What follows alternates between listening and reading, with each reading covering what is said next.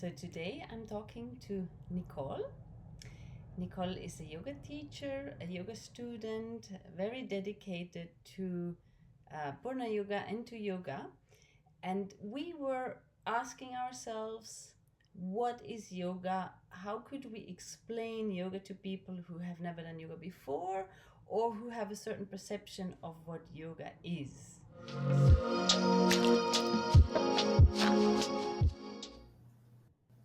So, and here I have Nicole today. Nicole is living in California. I am here in Finland. It's a huge pleasure to have you on today. Nicole, tell us a little bit about your yoga journey. Hi, Nicola, and thank you for speaking with me today. I really appreciate the time with you, as always. So, my yoga journey, yes, I was actually just reflecting on this the other day as I was planning an offering for students this evening. And, I've been practicing asana incorrectly, I might add, until I met you at Purna Yoga, Helsinki, for many years. And that's how I entered yoga. And I think many people in the West, this is how they enter yoga, right? This is what is put out, especially as we look at social media, like what's put out there as this is yoga, simply asana. And that was all fine. But I always felt like I was never rooted to anything. I've lived all over the world, and it was one of the first things I always sought out were the yoga studios, the yoga teachers, but I didn't really know what I was looking for. But I could feel that this was something much bigger than myself. I didn't really understand what I was doing, but I knew it felt good, and I knew that there was something very beneficial about the practice. So, yeah, that was happening since the early 90s. And then time, of course, went along and 2020 came. And like so many people, it transformed everything, changed everything in so many people's lives, right? Hopefully for the better. Um, and that's when I met you in Helsinki. And I can still remember the first class I went to. It was with Andy. And I could feel instantly, this is the place I need to be. This is the place that's going to transform me. And so I'm forever grateful that I found you. And yeah, so that's kind of my journey. And then kind of all of the sudden in Helsinki, things blossomed in my yoga journey. And I have other people to thank along the way, but especially Purna Yoga Helsinki. Wonderful. Thank you. Thank you so much. It means a lot to hear that from a student and to, yeah, just to realize that when you really practice the authentic way of yoga, you're looking at your life. It's not just like, yeah, this is another great asana class. It's so much more. But what we came here today to talk about is really what is yoga? Because a lot of people have a certain perception on what yoga is, and I can't blame them because everything we hear and we see is very superficial. So for us, yoga in Purna Yoga, the intention is to live it. So one of the biggest thing of my teacher, Adil Palkivala, who is your teacher now as well, is to live the yoga, because you can study all the scriptures. You can all your life. I mean, there's people, scholars in India who are doing nothing else than studying the scriptures. But as Adil would say, knowledge without application is no use. So that's why, even though we Western people, we are only scratching the surface of what the ancient yoga has really brought to us. But in the end, what we are doing is like we are living that what we have learned. And that is profound, I believe, because my life has changed, as you said, yours, not just going to an asana class, but realizing that beyond that asana, whoa, there is so much more, and that is amazing. So we were talking about what is yoga, and I think we should first think about or talk a little bit about what yoga is not, because first we have to see what people actually see in yoga. So what is your perception, Nicole? What is the students which you talk to, what they think yoga should be? So what's your point on that? Well, Nicola, I think, again, as I said before, I've lived in many different places in the world and have seen life through many perspectives and points of view. But when I look at it through a yogic lens, um, it really is no exaggeration for me to say, and I can think in my mind of specific places where I've lived and specific studios or like private offerings that I kind of stumbled across or was actually invited to. Kind of a common theme, and this is going back to the early 2000s, Mhm, is this idea that yoga is like a physical fitness. mhm, And it keeps coming up, and also here in California. And I think, particularly in the US, the issue is it's so commercialized.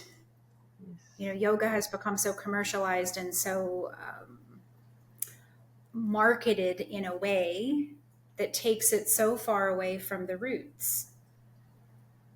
But then who am I to say that? Because I have so much to learn. And this is what I take away every time that I, especially have studied with you and with Adil, that it is so much more than a physical fitness practice. Um, but it just feels like it has gone so far away from its original intentions. Um, and so I think that's what it is not in a yes. very large kind of overview. And that's probably because in the way it's sold now, it could not be commercialized in the real way, because it cannot be sold when it's the real yoga, right? Because there still has to be that part behind.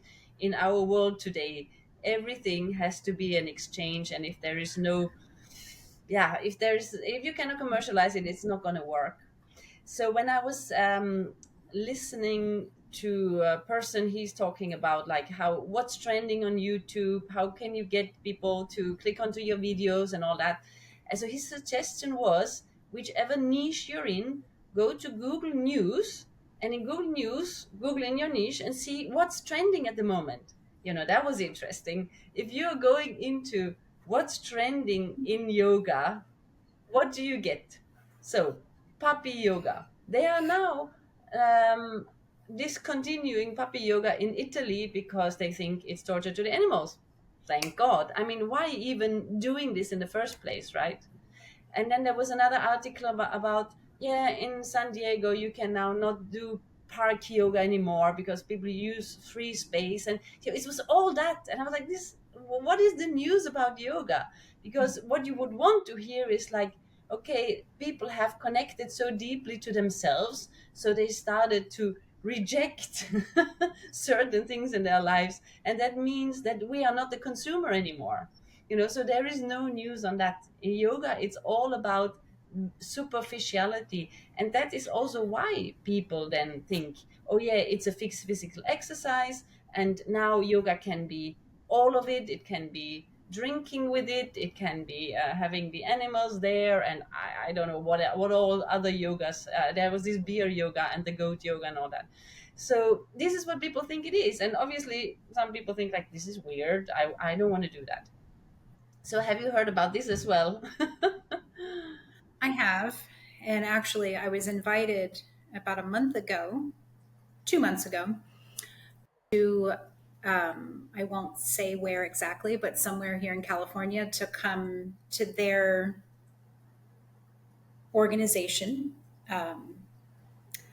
and facilitate a weekend of yoga to, excuse me, to support an animal rescue organization that these people are running.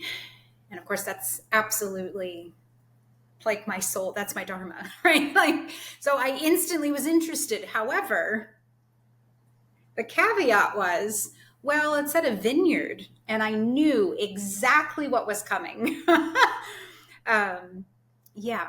So it was facilitate yoga, and the wine glass will be on the side. And the Oh, person who was suggesting this said, yeah, like, oh, we'll do a downward facing dog and then take a sip of wine. And I listened. I did not interrupt. I listened to this person's entire promotion to me. And I just politely declined at the end. And I said, I really support the mission that you're doing with the animal rescue. And I understand very well the need to have special events to bring in funds for the rescue. However, this really goes against everything that I believe yoga to be. And I thought she would really like kind of shut me down. But then she actually engaged me in a conversation about, that's really interesting. Tell me more about what you believe yoga to be. So it actually turned out to be a blessing in disguise, because wow. then I could sit with this person and tell her why what she's kind of offering Hmm. isn't for everyone, and kind of shouldn't be, because it's promoting something that yoga isn't, and it's Yes. perpetuating kind of these untrue yet very common beliefs. So yes, I do have experience with Okay. that. Yeah. Yeah. So what Nico, is yoga then? what is yoga? Well, it's really actually a loaded question, because my own very personal definition of yoga certainly has changed over the decades. And then as you meet people along your journey, we can only do what we're ready for. Hmm. And when I think about, 5 years ago, 10 years ago, 20 years ago, I would have never been ready. Well, 20 years ago for sure. If I had met you 20 years ago, or Adil 20 years ago, I wasn't ready for that. Right. So I believe kind of like everything in life is like a stepping stone or a step on a ladder, right? No matter what discipline you're talking about, but I think especially yoga. Hmm. So, what is yoga? The way I would currently define it is, it's this beautiful system, and I happen to follow the Purna Yoga way, but it's not the only way, right? And different people have Of different course. philosophies of yoga, but if they're dedicated to it and it's rooted in its traditions, who am I to say that what they're doing is wrong? Yeah. But for me, it's this beautiful system of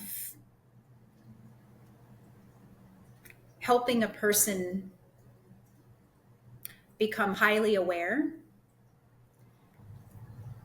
It is a system to help someone define what they need to change in themselves, Hmm. because we all look at the external world and complain about something, or maybe not even complaining, but entering into a conversation about, oh, I wish this part of society weren't like that, or I wish this were a different way.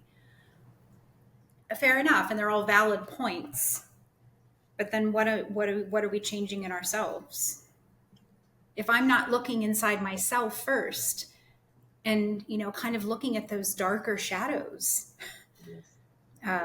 and it's not pleasant. And this is where the yoga, I think, where a lot of people drop out of it, because they come to this point where it's like, oh, now this doesn't necessarily feel so good. It's Hmm. bringing things up. It's bringing something up. So to recap, yeah, I think first of all, it's because you are so present, we call it a practice for a reason, right? And every time I'm on that mat, whether I'm by myself at home, because I think it's really important to have that home practice. So to answer that question, what is yoga? It's also a very personal, a highly like personal journey. So you're on the mat, but it's not ending there. So when I get off the mat, clean the space, and go about whatever I'm doing that day, am I actually kind of practicing what I preach, so to speak? So it's this awareness of what I'm doing in the world. Mm. Um, it's helping me heal and be able to like move forward in life without blaming things in the past, blaming people in the past, like taking responsibility for my own life and then figuring out that action piece. Like, what do I need to change in myself? Mm. Um, and then other people feel that. They definitely feel that.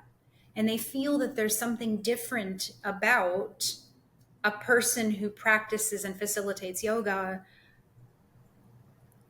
when they realize that the practice is very powerful, but it's also very humbling, kind of at the same time. Absolutely. And especially as a teacher of yoga, right? As a facilitator of yoga, it goes even further because you can only give what you have experienced. And this is funny because my daughter was just telling me that her teacher is always complaining when somebody's late, but she's always late. And I'm like, this is so funny. And then I told her, I think yoga is the only profession I know about where you actually do what you say and not the opposite, because this is really so confusing in our world. So the children have to learn to be on time, as just a simple example, but then they see an adult never being on time, and then they will see, okay, this is okay that I do that. And then I tell her, like, I really make sure that I'm on time because I expect my students to be on time. And even if they are not, I still will be all the time because I need to show that this is how I want to live. This is the respect you talked about. This is the respect I want to receive from the others. And this is very, very important. A lot of people also nowadays are falling into this victim mentality. Oh, this happened to me. Oh, this is so bad. And then they're like crowning themselves with the bad things which happen to themselves.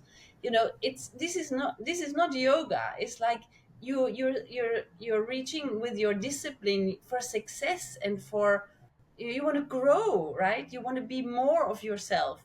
And some people think like, what am I? And that's the work, right? To ask yourself, who am I? And then you can do all the things you mentioned, like being responsible, showing up for yourself, changing. You can only change if you're actually looking at yourself, because that's what we most of the time not do. And to say that as well, like, but because a lot of people think asana, the physical practice, is yoga. I remember Adil would say that asana is completely unimportant but necessary.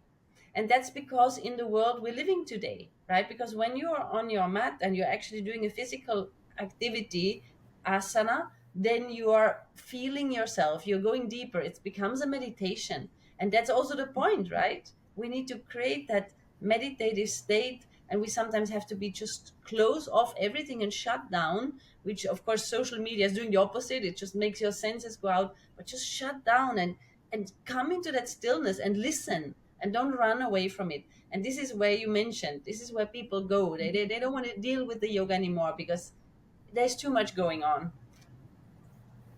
Yeah. Yeah, if I can add to that, what I also notice a lot, and again, not just here in this very specific part of California where I am, but kind of everywhere except Purna Yoga. um, this competitive spirit, Yes. and kind of people like looking around the room, like, what's that person doing? And then you can sometimes actually see people trying to, you would hope not, but trying to force their body into something that shouldn't be forced. Like nothing should be forced, right? We follow the energy and we find our own edge, and then that's that. um, but I've noticed that as well. And what I try to encourage in myself and in other people, you show up where you can on that day. Like yoga doesn't really care about what happened in the past. Mm-hmm. Yes, certain things happened to all of us, right? And it's all relative. Mm-hmm. But then you have to like learn how to let that go. And I think this is the simple but such profound power of a more traditional practice, is that I don't need the frills, I don't need the gimmicks, I don't need the music, I don't need the artificial sounds that don't have a purpose Mm-hmm. in my practice. And I Mm-hmm. don't need to be constantly flowing and moving. Mm. Apart from Surya Namaskar, I don't need that kind of, I don't know what the right word is, maybe energy flow. Like it Yeah. is what yoga is, what it shows me literally every time I'm on the mat. The external world is going to constantly be giving you things, right? In all Yeah. kinds of forms, whether you can control it or not. Like an earthquake, I have no control over that. I do Mm-hmm. have control over who I talk to at a party, though, right? So, Exactly. Yeah. so yoga like teaches me that to be so present in the moment, to draw boundaries, and then what am I able to kind of have control over in this moment, and not look too far into the future, because that hasn't Mm-hmm. even happened yet. And if we just can be comfortable in those subtle, like going back to the asana, but the subtle movements when we're opening in any particular asana. But isn't that what life is actually really like? No, uh, exactly. And I think because you right? pointed out in the asana, this fast paced is actually an escape. So asana also serves as an escape from the real world. Because when you cannot stop, you don't want to listen. You can only hear when you stop.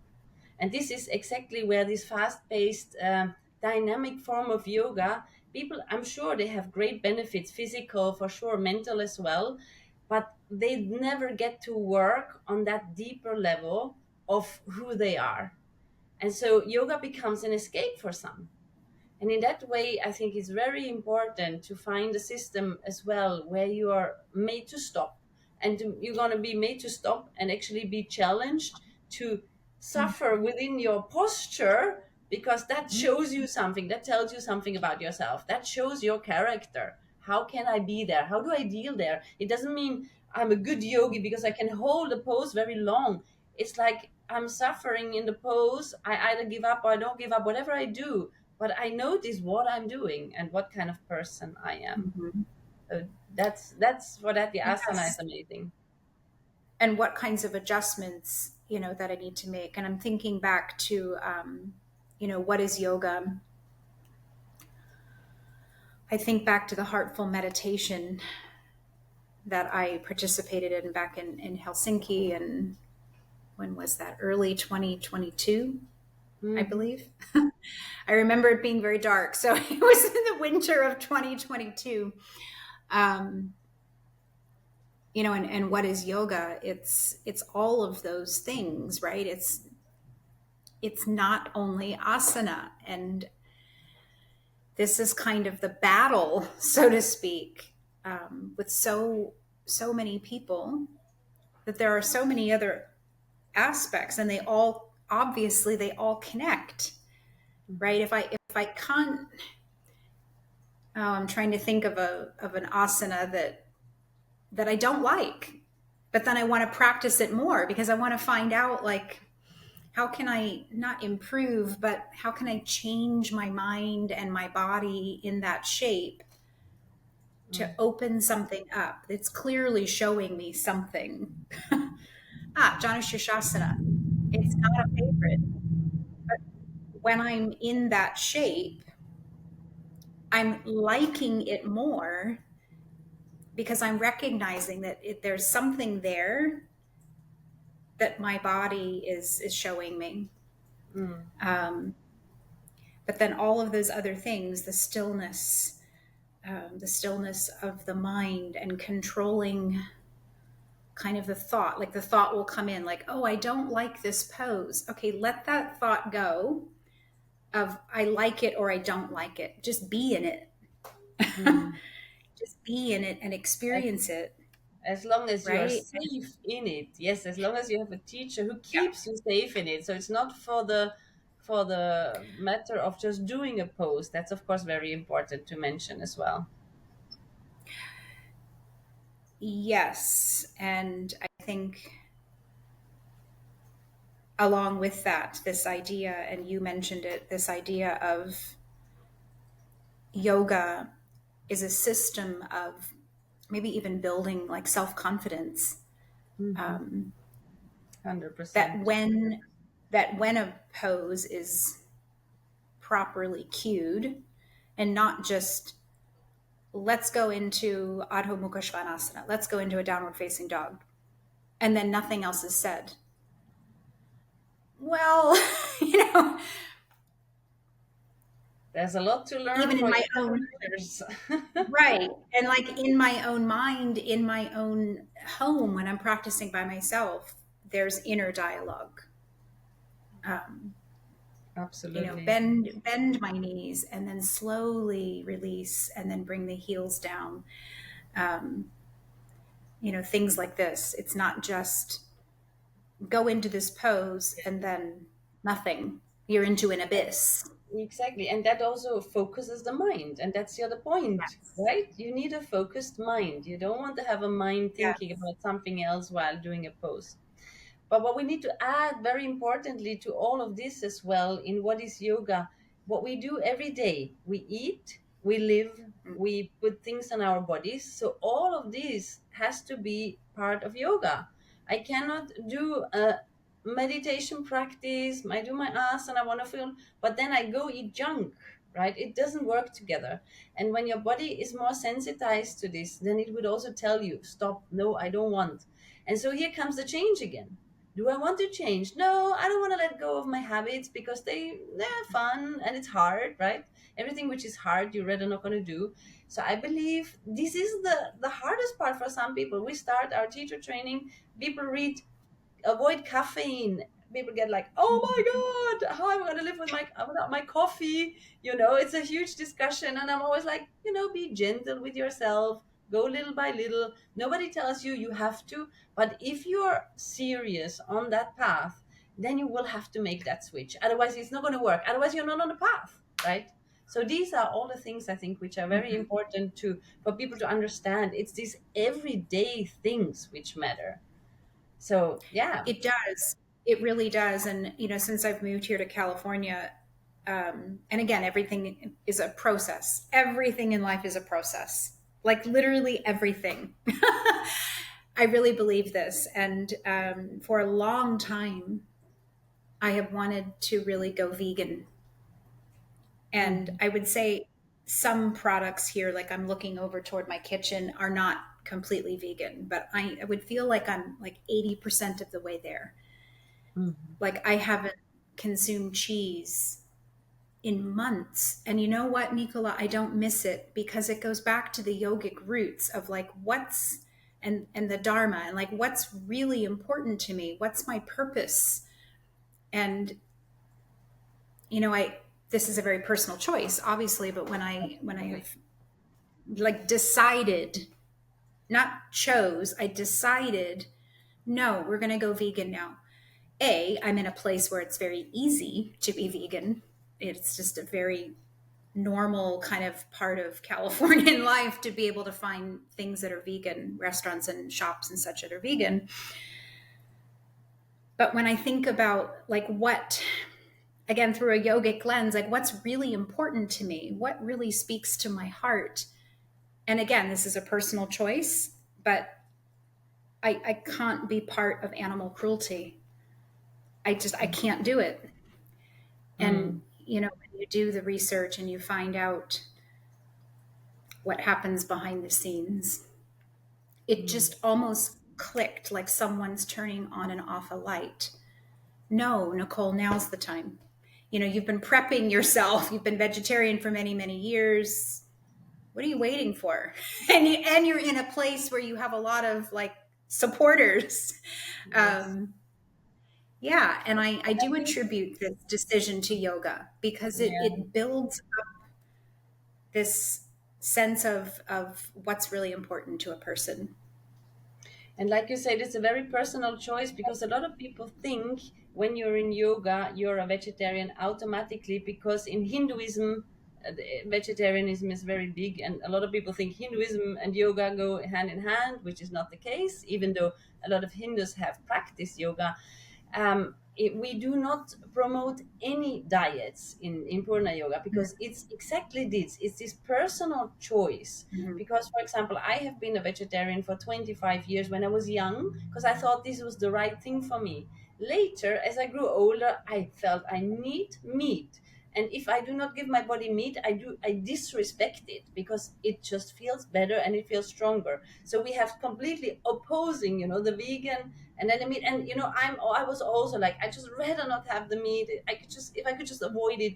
But it's the body is so strong. Like when you start listening to your intuition, it's gonna tell you, and you just gotta listen. If not, it will show you that you should have listened.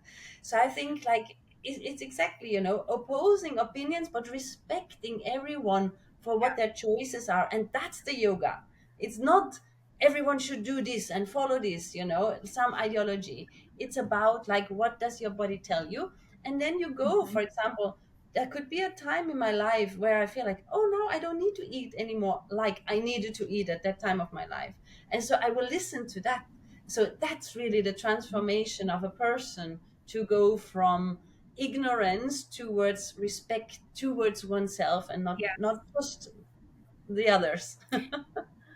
And having that open mind and knowing that, you know, 5 months from now, something may happen in life that, essentially kind of forces us to make a different decision, and that Absolutely, to not yes. be attached to anything. And this is Exactly. like where the freedom comes. And so, again, like, what is yoga? It's also this, and I'm only, I think, kind of tapping the surface of this concept, but that it allows us to be free when we don't get attached to an idea, a concept, a person, an animal, anything, um, and to allow that other entity to also be, and that's not me, and all the experiences and all of the superficial attachments that we do kind of make. That there's this separation, but that's not me. So another thing, what is yoga? It also is an inquiry for me about like identity Hmm. and how humans identify themselves. I'm taking a little career break at the moment, and I couldn't have felt comfortable doing this, like spiritually and kind of emotionally and psychologically, before I started with Purna Yoga. There's no way. There's no way that my spirit, my soul, could have handled this decision that I'm making now. So going back to what is yoga, so it's a lot of things, right? But again, it's like this inquiry into the self, and then like, is there a self? Is there an individuality? Like, in the part of the world where I come from, it's very much about the individual, and it's Hmm. too far, I think, that way. Um, Yes, absolutely, yeah. so it's also that, like, again, this Mm. this reflection of who we are. These are like huge concepts, That's but the main that's what it is. question. That's the only question ever. The only question which is important, who we are. Nothing else matters because we forgot who we are. So now we have to find out who we are. And that's a quest, and that's the life's purpose, right? So I would like to encourage our listeners to, maybe take a little bit of something. It doesn't mean that in order to practice yoga, you have to change your life completely from one day to the other. for you, Nicole, for me, it has been a process for the past 20, 25 years, where you're living your life and then you're getting to know yoga, you're growing into it.